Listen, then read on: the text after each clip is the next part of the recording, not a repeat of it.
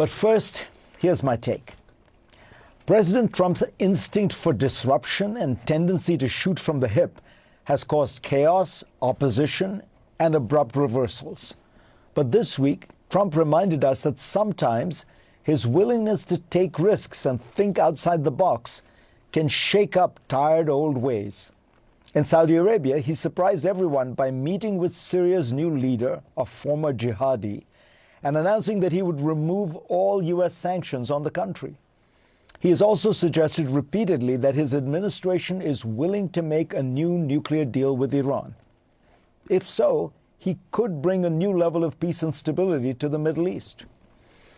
Trump's newfound interest in an Iran deal is ironic, verging on bizarre. After all, he was the one who pulled the U.S. out of the original Iran nuclear deal, even though most serious observers, including U.S. intelligence agencies, believed that Iran had been adhering to the terms of the deal. This is one more example of Donald Trump creating a problem, reversing himself, and then proudly announcing to the world that he has brilliantly reset the situation. But whatever the past, events have transpired that could make for a better deal today than before. The two fundamental shifts that are most relevant here are Iran's weakness and Saudi Arabia's strength. Iran is in worse shape than it has been in a generation. Decades of chronic mismanagement of the economy, exacerbated by sanctions, massive corruption, and a brutal dictatorship have caused deep public dissatisfaction with the Islamic regime. Add to that last year's stunningly successful Israeli assaults on Hezbollah and Iran's own air defenses, plus Tehran's closest Arab ally, Syria's Bashar al-Assad's government collapsed, and the primary opposition forces, whom Iranian-backed militias had been fighting for years, became the new government. Put this all together, and Iran is at its weakest point since Saddam Hussein invaded the fledgling Islamic Republic in 1980. Second, Saudi Arabia has been growing in strength, and its foreign policy has been transformed over the last few years. It has negotiated a truce with the Houthis, improved relations with Qatar, and developed better ties with countries like Lebanon and Iraq. Crown Prince Mohammed bin Salman has realized that to achieve his primary dream, the modernization of Saudi Arabia, he needs stability in the region. The most remarkable sign of this has been the growing rapprochement between Saudi Arabia and Iran, with officials of the two countries meeting with some regularity. Saudi officials now explicitly support a new Iran nuclear deal. The obstacle to the deal is what it has always been, Bibi Netanyahu. But increasingly, his obstinacy does not find support from Saudi Arabia or other Gulf states. Why? Perhaps they're less wary of Iran because of its weakened state.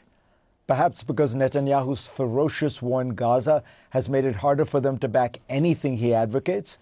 And perhaps because they realize that such a deal is in fact the best way to contain the dangers of nuclear proliferation in the region. Additionally, one of the compromises being mooted, a regional consortium that would enrich uranium, could be a helpful model that would pave the way for Saudi Arabia's own plan to have a civilian nuclear program. The challenge for Trump is that his administration is divided on this issue between two camps, realists and neoconservatives. The former seem to include Trump himself and Steve Witkoff, the chief negotiator. On the other side are various Iran hawks, most prominently Marco Rubio, along with a bevy of congressional Republicans. The two sides still seem to be battling, which explains why the administration seems to change its tone and emphasis every few days. The main Iran hawk, of course, is Bibi Netanyahu, who warns that Iran will get a bomb soon unless it is bombed.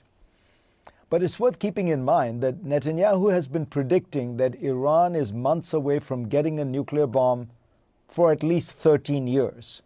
Actually, he wrote a book in which he claimed Iran was on a relentless path to a nuclear bomb in 1995. He's asserted that Iran is a messianic, apocalyptic cult, and therefore negotiating with them would be pointless.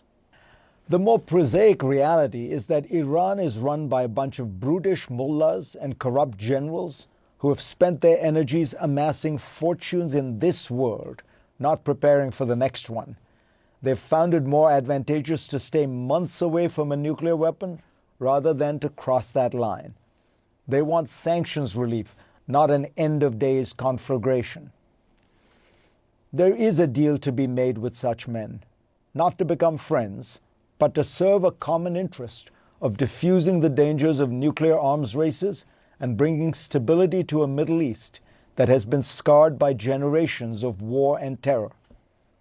Donald Trump is uniquely positioned to override Netanyahu's objections, cut through the usual Washington battle lines, and grab this opportunity. Go to cnn.com/Fareed for a link to my Washington Post column this week. And let's get started.